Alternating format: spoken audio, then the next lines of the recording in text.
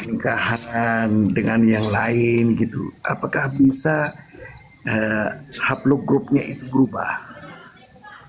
Begini, Syekh Mazen, saya jelaskan dulu ya. Ini penting sekali ini. Iya. Apabila Ntar dulu, ada seorang mau duduk dulu. siapin kopi. Mau dengerin. Apabila Terus. Ya.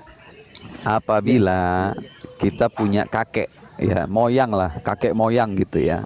Kakek moyang kita itu katakanlah sudah terdeteksi haplogrupnya, kita katakan saja G, gitu ya. Ya, Kita ya. katakan saja G.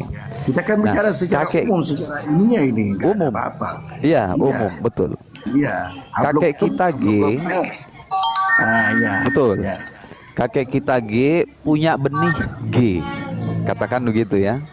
Nah, ya, benih G ini diletakkan ke perempuan, siapapun istrinya, mau istri mau bukan istri, ini biologi bicara ya.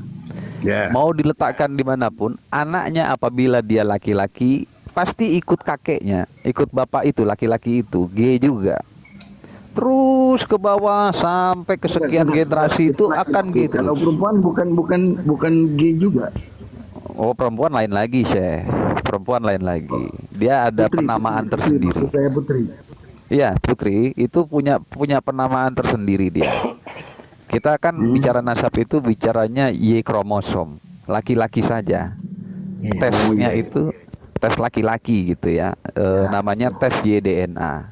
Nah, ya, YDNA ini dari katakanlah nama nama kakek bersamanya itu atau nama kakek purbanya kita katakan Fulan gitu ya, Fulan. Kita katakan Fulan. ya. Nah, Fulan tanam benih di mana-mana. Oh, perempuan Rusia, perempuan Jepang, perempuan mana-mana perempuan dia punya 5 perempuan.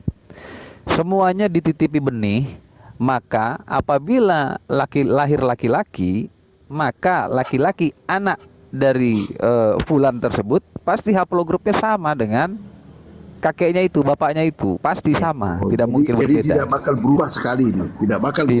Tidak, tidak, tidak Nol akan persen, berubah. 0% ya. 0%, No, 0%. no. Nah, ya baik, baik, baik, baik. Ya, jadi begini yang kami sudah ngerti dari penjenengan, Hmm. berarti kalau J1 itu dari awal J1 ke laki-laki nasab itu secara nasab itu tetap itu J1 sampai akhir. Iya, betul, Syekh. Betul. Nah, jadi kalau Betul. G misal haplogrup G itu dari awal sebenarnya G Iya. itu tidak ada perubahan karena nasabnya G, ya kan? G. Iya, Betul. bukan nasab Syekh Mazen. Genetik hari. Ayo, Iya, iya, Iya, nasab. genetik. iya, iya. Ya, maksud saya kan barusan Bang Haplu katanya kalau punya anak laki gitu. Ya, Jadi nasab kalau jadinya betul laki masuk. itu keturunan semua dari awal sebenarnya dari awal sampai akhirat itu tidak bakal berubah G. Iya. Iya, هذا betul. يقولون جينيتيك هذه ما يتغير أصله فصله يعني ما يتغير جي مهما كان أولاده في روسيا تولد في روسيا أو أم من روسيا أو أم من أمريكا أو أم من بريطانيا أي أم من أي مكان Oh, jadi mohon جينيتيك maaf, الأب mohon maaf جينيتيك Bang الأب Haplu. جينيتيك الأب مثلا شبه جزيرة جيوان خلاص يستمر في الجيوان. Terus begini Bang Haplu untuk faedah ini ya, karena di Komal itu sekitar 47 ya. Untuk faedah ini, kalau seseorang itu haplogrupnya G ya, Ya. halo, Iya. Bang Haplu. Iya, iya. Terus tradisi family seseorang itu haplogrup G tidak boleh putrinya juga nikah sama haplogrup yang lain ya. Itu sebenarnya pertanyaanku sebelum ini. Kan haplogrup G itu ayah, ayah itu kan dapat dari kakek, kakek dapat Iya. dari buyut, ya kan? Betul. Iya. Betul. Nah, terus punya putri. Apakah putrinya itu haplogrupnya G atau berubah? Jadi begini Syekh, bahasanya bukan berubah Syekh. Bahasanya kalau perempuan itu bukan berubah, tapi karena mereka ini perempuan itu kromosomnya akan XX. XX itu adalah genetika yang bercampur atau rekombinasi. Artinya dari kedua jalur bapak dan ibu mereka bercampur menghasilkan anak perempuan dan kromosom Y-nya tidak diturunkan ke perempuan. Begitu. Jadi penamaan untuk haplogrupnya perempuan itu ada sendiri dia. Dia punya sendiri. Namanya ada sendiri. Oh, Kalau laki-laki, kalau kita bicara YDNA itu memang sudah dipetakan haplogrup A, B, C terus sampai ke U kalau nggak salah. Nah, ya, kalau perempuan pun sama, ada penamaannya, tapi tekniknya berbeda, teknisnya berbeda. Dia hanya mengambil dari jalur ibu. Kalau tes DNA ya, ya. haplogrup perempuan itu ada nama-namanya sama seperti laki-laki, tapi berbeda. Jadi kalau laki-laki itu J1, perempuan itu kalau tidak salah dia dikelompokkan sebagai, kalau saya tidak salah ya, nanti saya cek lagi, untuk sementara ini sebuah sampel aja. Ya. Apabila yang laki-laki ini J1 haplogrupnya penamaannya, maka yang perempuan itu padanannya kalau nggak salah U. Haplogrupnya U. Jadi memang beda penamaan, beda pengelompokan. Tapi materi yang dites itu bukan kromosom Y-nya, karena perempuan tidak punya kromosom Y. Oh, Begitu. gitu ya. Karena laki-laki Iya. punya kromosom Y, makanya jadi haplogrupnya ayahnya turun ke anaknya gitu. Betul. Y kromosomnya turun ke anaknya, betul. Nah, ya, berarti G itu tetap G sampai akhirat ya. Iya, betul, sampai akhir. Jadi gini, kalaupun ada perubahan, kalaupun ada mutasi, ya mutasinya itu berada di dalam kelompok besarnya. Misalnya begini, katakanlah Syekh Mazen ini J1 gitu ya. Garis besarnya J1. Nah, Syekh Mazen ini urutan generasi kesekian dari, katakanlah Sayyidina Ali itu FGC 10500. Dia ada mutasi, dia ada penanda khusus. Untuk keturunan Sayyidina Ali wajib memiliki penanda mutasi yang disebut dengan FGC 10500. Nah, artinya dari J1 sampai ke Sayyidina Ali FGC 10500 itu terjadi mutasi kecil. Yang mutasi kecil ini kemudian dideteksi sebagai, oh ini berasal dari kelompoknya Sayyidina Ali. Nanti ada lagi dari kelompoknya misalnya Sayyidina Umar atau Sayyidina Abu Bakar misalnya. Nanti ada lagi masing-masing penandanya itu. Jadi tetap J1, hanya saja muncul mutasi baru yang identik dengan kelompok dari misalnya Sayyidina Ali. Oh, ini Sayyidina Ali ini ada tandanya nih, tai lalat lah katakan. Tai lalat di DNA-nya itu di alamat FGC 10500. Nah, itu harus dimiliki semua itu sama keturunannya itu, yang laki-laki. Pokoknya J1 itu tidak bakal berubah jadi G. Tidak mungkin. Impossible. Mustahil. Sangat impossible kan? Sangat mustahil. Assalamualaikum warahmatullahi wabarakatuh. Waalaikumsalam warahmatullahi wabarakatuh. Nah, ini Marco Harvok mengatakan haplogrup DNA mitokondria mtDNA yang diwariskan dari pihak ibu. Betul, mtDNA, bukan YDNA. Kita bicara itu selalu YDNA, nggak pernah bicara mtDNA. Karena apa? Kaitannya dengan nasab. Nasab itu kan catatan laki-laki toh, dari bawah ke atas kan? Ya, betul. Nah, itu.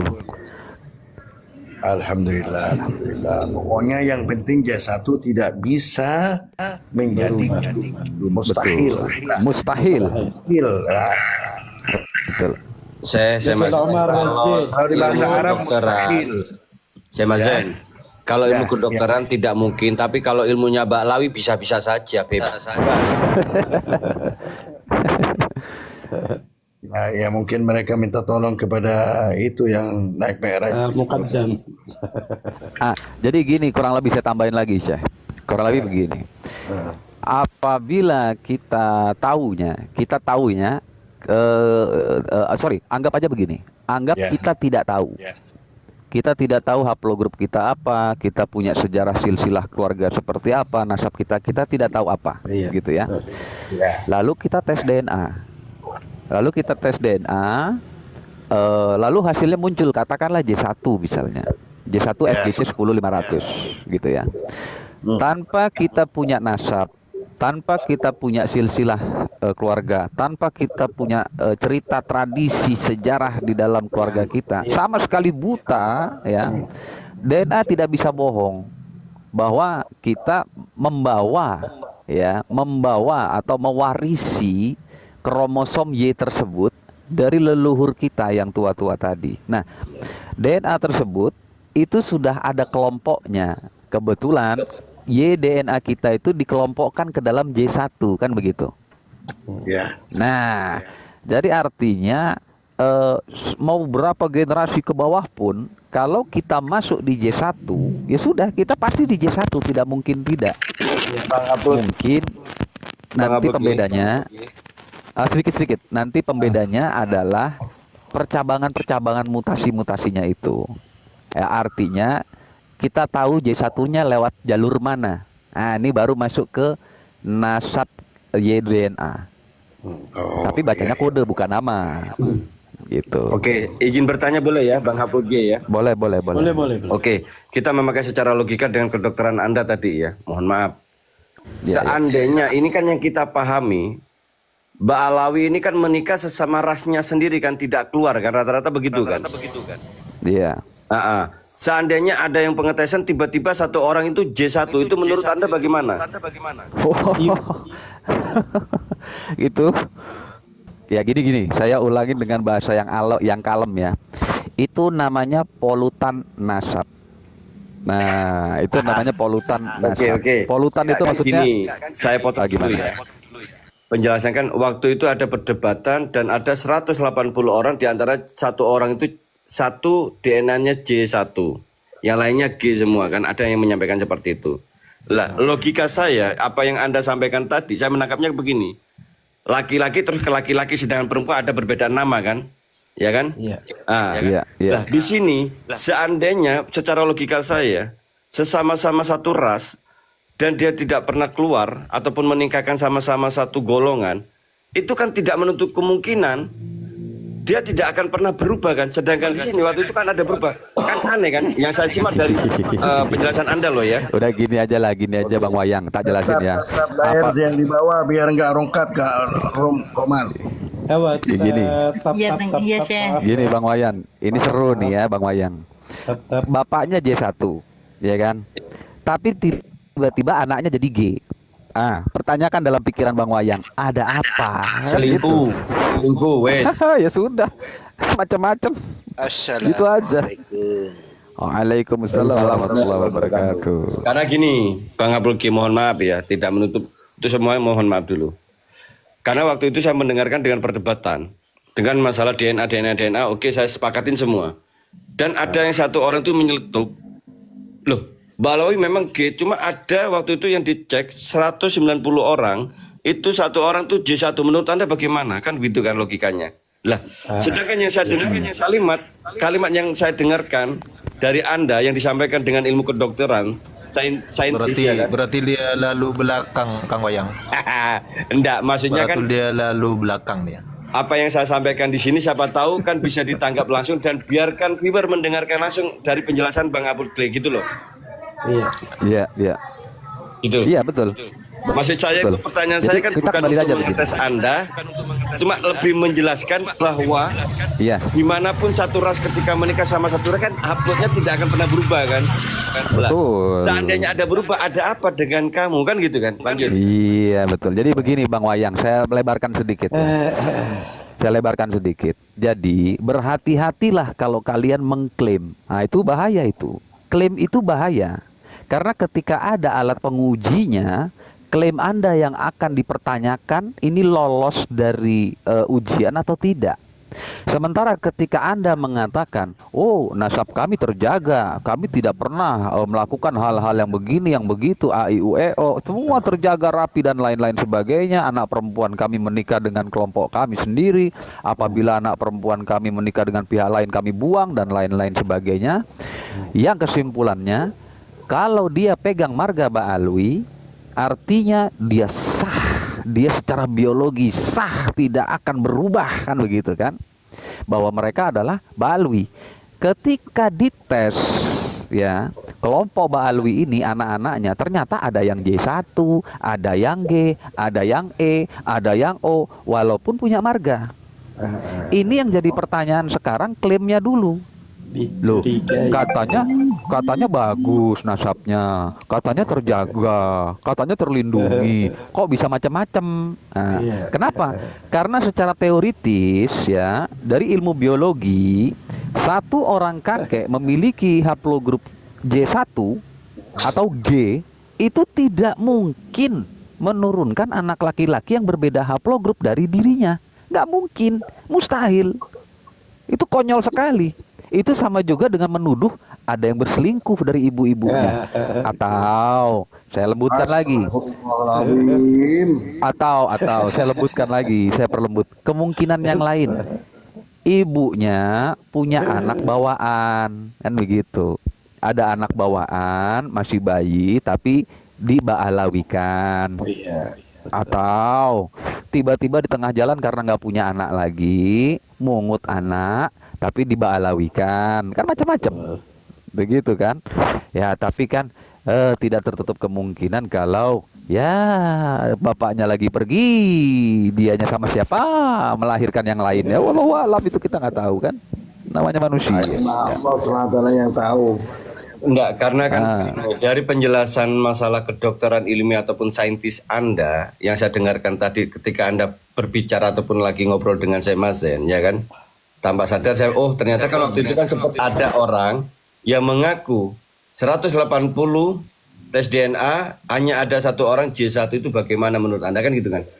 Sedangkan penjelasan Anda yang Anda sampaikan tadi yang saya dengarkan, ya patut saya mempertanyakan kan gitu loh. Maksudnya seandainya secara logik yang Anda sampaikan tadi dan saya secara logik ilmiahnya, kan mereka kan tidak pernah keluar dan pernikahan mereka pun dari golongan mereka sendiri. Seandainya ada yang berubah, lah ada apa, kan begitu? Menurut Anda bagaimana? Bisa enggak seperti itu? Berevolusi, Ya, DNA itu bisa berevolusi? Nggak bisa. Saya ketok palu detik ini juga, saya ketok palu bahkan 7 kali, mustahil. Nah, Kang Wayang, kalau bisa itu nggak mungkin keluar hukum baru bahwa DNA itu haram. Itu kalau bisa. Kecuali begini, diambil tes DNA dari orang J1, dikirim sampelnya atas nama dia, gitu ya kan? bisa. Tapi gini, Misalnya, selkan diri. Mohon maaf ya. Ba'alawi di dunia itu kalah dengan kambing. Kambing aja bisa mirot 2 kali. Ba'alawi kan belum ada yang bisa mirot kan?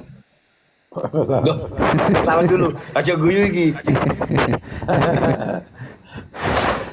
jadi kembali lagi kawan-kawan, prinsip sederhananya begini ya.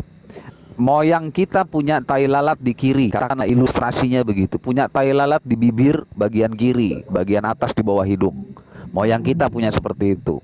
Hanya diturunkan kepada laki-laki, ya kan? Dan dari zaman dulu sampai sekarang itu semua keturunannya yang laki-laki punya tai lalat yang sama, gitu ya. Lah, ini tiba-tiba ya, kok lahir anak laki-laki yang tai lalatnya dijidat. Nah, ini anaknya siapa ini? Gitu, kurang lebih gambarannya.